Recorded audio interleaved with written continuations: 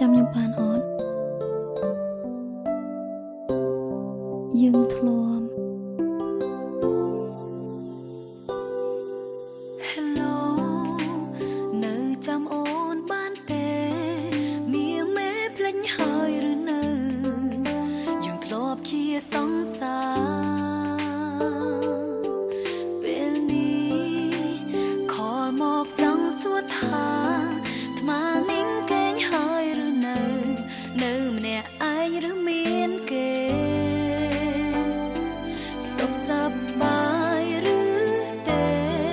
គេល្អដាក់បងដែរទេសុំទោសណា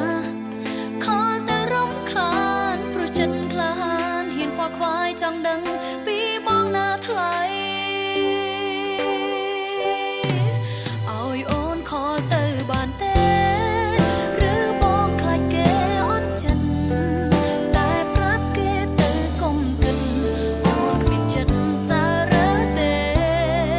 ថ្ងៃក្រោយខលទៅបានទេខលទៅសួរសុំទុកបងបានទេ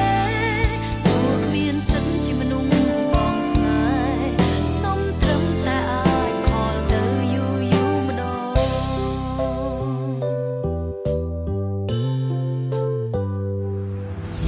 ខ្ញុំមានហេតុផលអីស្រឡាញ់បងតទៀតទេឃើញខ្ញុំអក្រក់អត់គេថាឲ្យបងមិនខ្លះបងខ្មាស់គេអត់ខ្ញុំចង់ឲ្យបងខ្មាស់គេទៀតទេយើងបែកគ្នាទៅ